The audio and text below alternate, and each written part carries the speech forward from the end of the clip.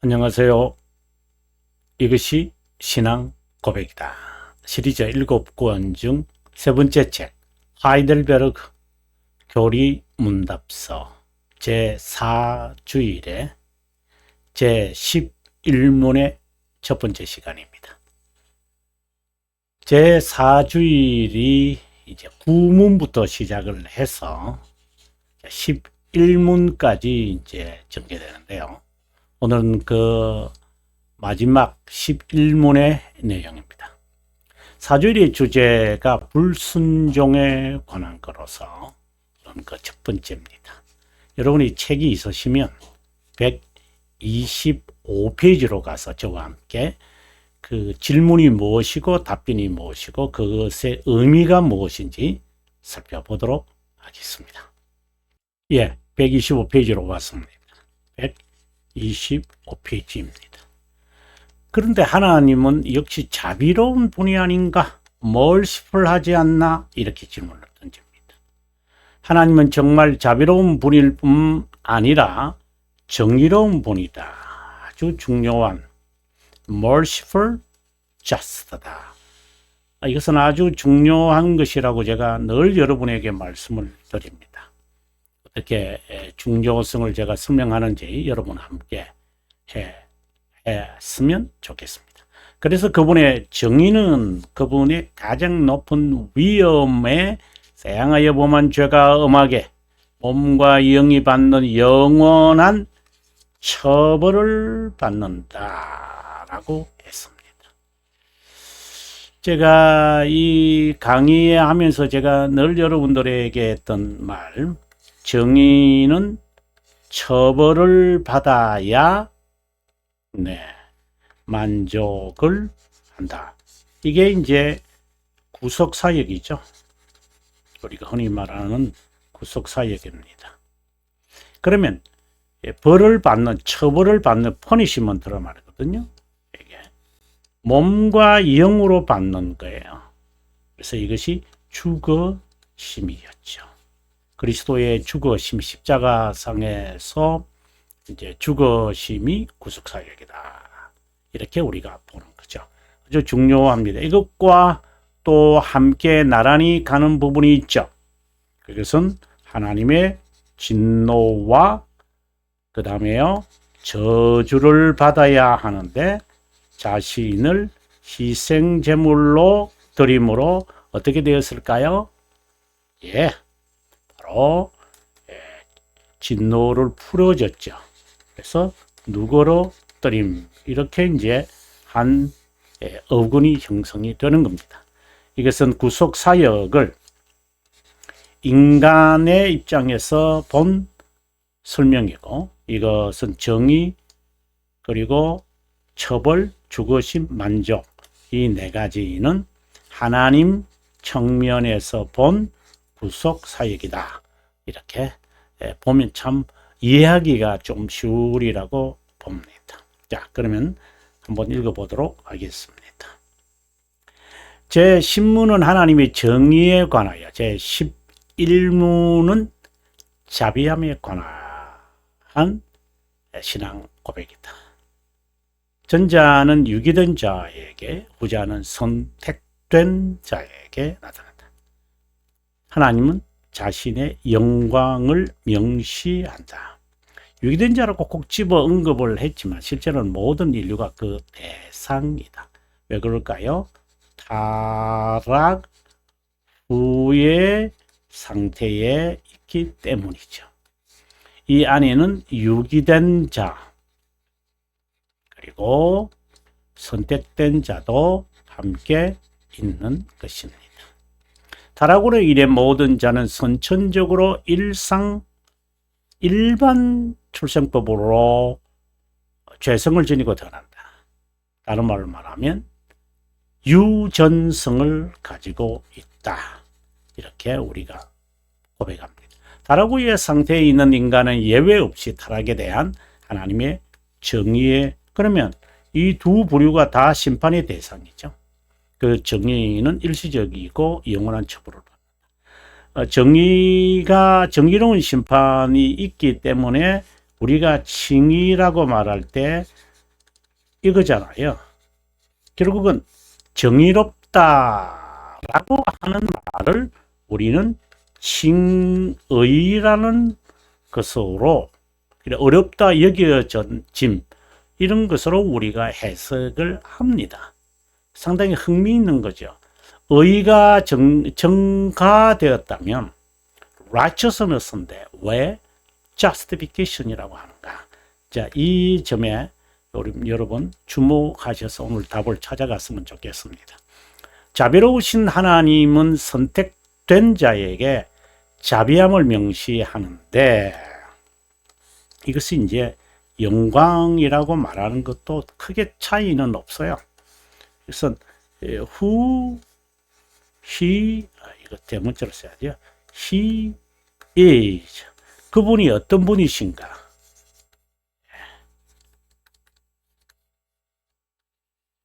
어떤 분이시냐에 대해서 하나님이 우리들에게 계시하는 거죠. 이걸 우리가 영광을 영화롭게 한다 이렇게 표현을 합니다. 영화롭게 한다. 이것은 은혜 언약이다. 하나님이 자신을 우리들에게 명시하는데 특별히 하나님이 어떠한 분이심, 다른 말로 한다면 하나님의 자비함을, 하나님은 타락의 상태에 있는 인류 모두를 구원하지도 않지만 무관심하시지도 않다. 접붙인 자만 구원을 받는데 이것은 다른 말로 한다면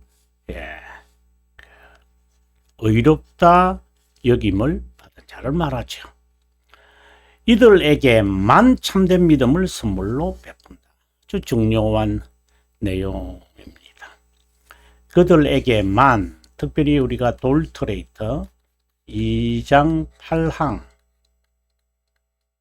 보시면 이들에게만 하나님이 역사하셔서 믿음을 선물로 주신다라고 명확하게 하나님께서 우리가 고백하는데 4가지 하나님의 의지에 관한 것을 고백합니다. 이들에게만 이렇게 고백을 합니다. 하나님께서 영원에서 순전히 자신의 선한 기쁨, 항상 영원성을 지니고 있다고 봐야 됩니다. 영생에 이르도록 구원하는 계획 또는 구원의 진리를 세운데 이것을 은혜 언약, 다른 말로 한다면 자비함의 언약이다 이렇게 말합니다. 이들에게만 자비함을 베풀기로 하셨어요. 하나님은 타락 후의 상태에 있는 자들을 일반인 또는 자연인 같은 말입니다. 사는 선택된 자예요.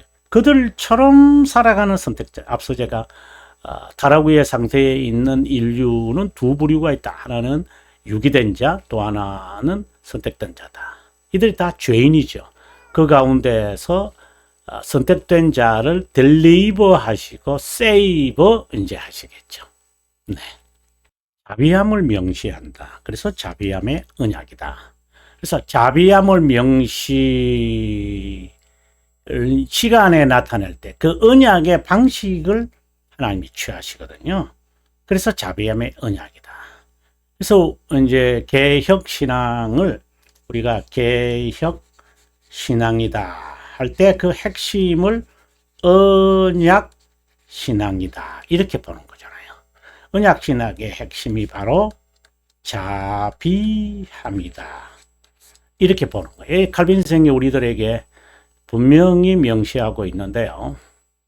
그래서 영원에서 선택한 자에게 하나님은 자비함을, 그것은 돌토레이터 16항에 잘 나타나죠. 제 16항에 잘 나타나죠. 그래서 그 벨지카죠. 벨지카 16항과 벨지카 20항을 항상 컴비네이션으로 세트로 이제 보셔야 합니다. 이것은 영원한 작정에 따른 것으로 그들에게만, 참 중요한 이야기입니다, 베풀어지는 무상의 선물이다. 무상의 은혜다. 무상의 선물이다. 또 여기서는 이제 작정에 관한 이야기를 하는 거잖아요. 그 다음에 이제 6항에 와서는 이제 하나님의 영원한 결정, 이제 예정에 관하여 이제 설명, 고백하게 되겠죠. 영원에서 이루어졌기에 인간의 조건과 전적으로 무관하다. 선택된 자가 유기된 자보다 낫다, 더 낫다고 하는 어떤 것과도 무관하다. 이것을 이신, 우리가 보통 이신 이렇게 by faith 좀 더 정확하게 하려고 우리가 신앙의 선배들은 솔라 피데라고 하잖아요. 그래서 by faith alone 이라는 이 단어를 참 즐겨 쓰셨다고 봅니다. 이 말은 이런 by faith alone, 아니면 by faith, sola fide는 행위와는 무관하다는 뜻이다. 행위와 무관하다는 뜻이다. 그래서 돌터레이터 잠깐 돌터레이터라네요. 벨지카 22항에서는 하나의 인스트루먼트, 도구에 불과하다. 이렇게 이제 설명을 하는 거죠. 근데 믿음 자체, 믿음으로라고 하는 믿음의 어떤 힘을 가지고 있는 게 아니라 그냥 인스트루먼트. 그 의미는 뭐다? 행위와는 무관하여 그냥 수용하는 그릇에 불과한 것이다. 이렇게 됩니다. 칭의를 얻는데 인간적인 어떤 행위라도 배제하라는 뜻이다. 영혼에서 선택할 때 무슨 조건이 있을까? 시간에서 보는 거잖아요. 조건. 왜냐면 조건이라는 것은 그 before와 after가 있는 거잖아요. 이렇게 해서 우리가 이 영어에서도 보면은 when you move out you'll see anything. 뭐 어떤 것이 일어나니 너 볼 것이다. 이제 이런 그 조건 아니면 뭐 if라는 말로 이렇게 하거든요. 이거는 before와 이거잖아요. 그래서 시간을 전제하고 있는데 영혼에서는 조건이라는 게 있을 수 없죠. 유기된 자가 그 선물을 받을 수 없는 것은 그리스도의 구속 사역이 무슨 결점이 있거나 부족해서가 아니라 그들의 전적 잘못이다. 선택과 유기는 전적으로 유일하게 하나님의 선한 기쁨에 근거한다. 인간의 얕은 행위로 하나님의 선택이 방해받거나 변하거나 처리하거나 폐지되지 않는다. 이런 것을 주장하는 자들이 바로 아르미니안 주의자들입니다. 아르미니안 사람들은 이것을 주장하죠. 그래서 하나님의 선택은 인정하는데 그 선택이 이 선택이 인간의 행위에 따라서 되어진다. 그런데 행위로서는 선택될 수가 없어요. 그래서 새 언약 그리스도가 세상에 오셔서 새로운 조건을 이제 말하는 거죠. 그것이 믿음으로라고 하는 건데, 그래서 믿음에 이르는 선택이 있어. 그래, 이제 믿음에 이르는 선택이 있는 거예요. 선택이 있어요. 새로운 조건이 형성되는 거예요. 그 다음에 구원에 이르는 선택이 있어요. 그럼 여기서 이쪽으로 가려면 믿음에 이르는 선택은 한동안 경건하고 그리고 겸손하게 믿음에 따른 것이 나타날 거예요. 행위가 나타날 거예요. 그러나 지속해야 돼요. 끝까지 해야 돼요. 그러면 구원에 이르는 선택이 돼요. 그렇다면 이게 아르미니우스의 견해인데요. 그들이 선택을 이렇게 해석을 하거든요. 굉장히 합리적입니다. 이것은 어디에서 나왔을까요? 로마 카톨릭의 그 의에 대한 개념이 있습니다. 그것이 뭐냐면은 이니셜 righteousness가 있고 그 다음에 final righteousness가 있어요. 그러면 이니셜 파이너스를 하나님이 줘요. 세례받을 때. 그래서 세례까지 받을 때 모든 죄가 다 용서받아요. 이게 이니셜이에요. 그 다음에 그 righteous를 받아서 의로운 경건한 행위를 하면 이제 끝까지 가야 되죠. 바로 final righteousness를 얻게 돼요. 그럼 이거는 곧 뭐지요? 구원이에요. 그러면 이니셜 righteousness를 받아도 다 하지 못하거든요. 그래서 영역으로 가서 그것을 채우는 거예요. 아니면 이제 성자들의 이름, 성자들의 공려, 인여 공려라 그러잖아요. 그들의 공로는 세 가지가 있잖아요. 하나는 재량 공로가 있고, 그 다음에는 재정 공로가 있고, 그 다음에 잉여 공로가 있잖아요. 재량 공로라고 하는 것은 일반인들도 정말 착하게 살면은 주께서 그것을 아직 이게 적정 공로, 재정 공로가 아니고 적정 공로, 컨다인이라는 말이거든요. 영어로는 컨다인. 그는 컨그루언트를 되죠. 컨그루 UENT merit 이렇게 되거든요. 그것도 메리트. 잉여는 이제 남아 도는 거잖아요. supererogatory 남아 도는 거 있거든요. 근데 이걸 말하는 거죠. 성자들의 잉여 공로. 그러면 적정 공로는 예수 그리스도의 공로로 우리가 구원을 받는. 이제 그 이야기를 하고. 그 차이가 뭐 있어요? 그래서 아르미니스주의자들은 로마 카톨릭의 교리와 우리 개혁신앙의 교리를 이렇게 적절하게 잘 인절미를 만들어서 먹는 사람들입니다. 그러나 잘못 먹다가는 입에 걸려집니다. 뭐 이런 것은 뭐 신학적 논쟁입니다만은 이제 나중에 이제 그 성공에도 이제 이러한 그 형태가 나오죠. 이렇게 그분의 자비함과 정의의 명시는 영원에서 이루어지고 동시에 무상이라고 한다. 영원에서 이루어진 자비함과 정의는 선택과 유기와 관련을 맺는다. 시간에서 믿음의 선물에 달려있다. 인간이 원한다고 해서 그리스도를 수용하거나 원치 않는다고 해서 그저 하도록 제한하는 것도 아니다. 이것은 전적으로 영원에서 이루어진 것이다. 우리가 돌토레이터가 방금 여기에 나왔습니다만은 돌토레이터는 3과 4장을 하나의 묶음으로 하잖아요. 3장은 여러분들께서 잘 아다시피 전적 타락입니다. 전적 타락이라고 그러고 4장은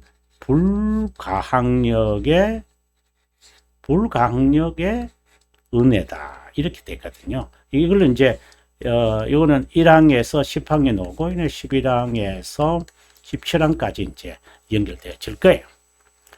영원한 자비함은 시간에서 언약의 형식으로 최초의 부모와 후손에게 나타난다. 일치를 위한 새 형식에서, 일치를 위한 새 형식 아시죠? 벨지카, 제가 다 주석을 썼습니다만은 그 다음에 돌트레이트, 그 다음에 지금 우리가 배우고 있는 하이델베르그 이렇게 되겠죠. 언약이라는 단어가 직접 언급되지는 않아요.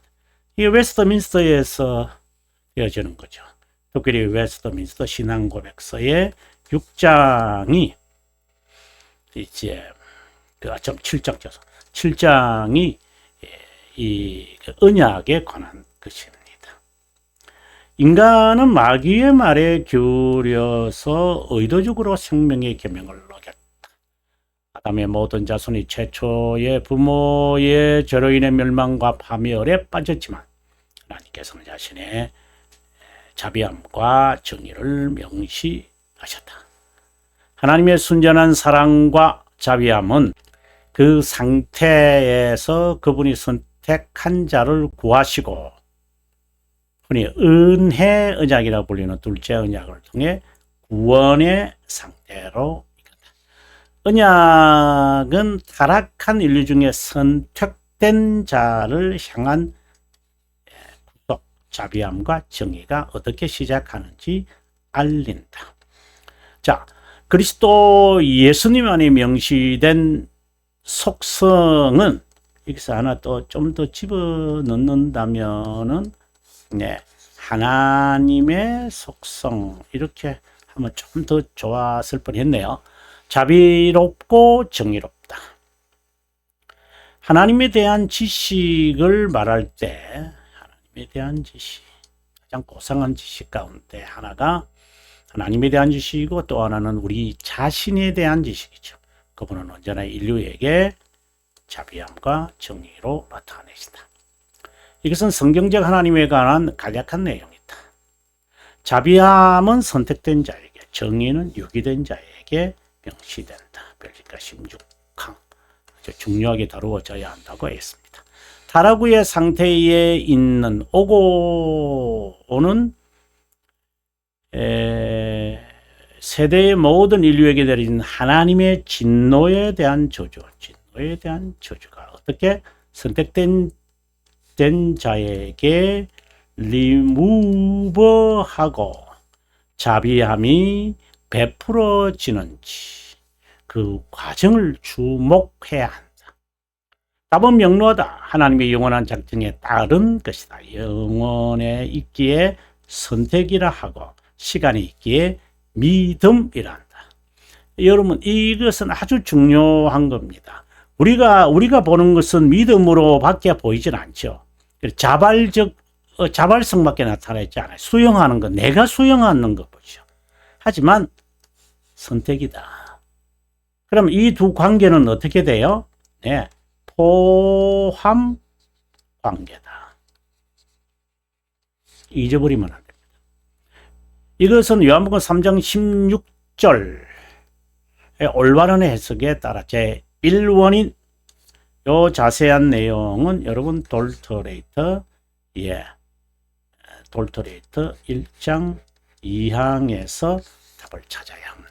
아주 중요한 것이 나옵니다. 이 원인으로 하나님 아들의 성육신으로 이루어진 구속사역과 수용하는 행위인 믿음이 인간의 심정에 심기는 중생에 주목해야 한다.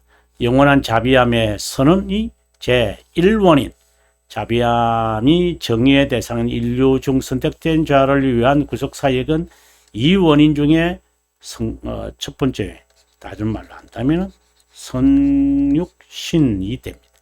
선택된 자가 자비함을 받아 그리스도를 자신의 구세주로 수용하고 그분을 신뢰하며 따르는 중생은 제2원인 중에 두 번째 요인이다. 그래서 믿는 자마다 보통 우리가 이 고백을 합니다.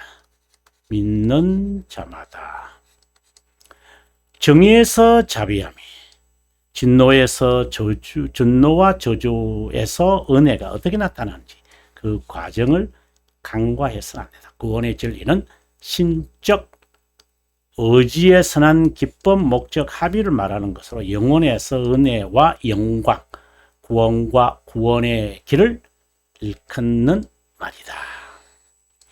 예, 여러분 다음 시간에 우리가 또 공부하도록 할까요? 128페이지인데요. 여러분 긴 시간 동안 함께 주셔서 고맙습니다. 그리고 저는 다음 시간에 다시 만나 뵐 것을 약속합니다. 그리고 남은 시간 행복하십시오.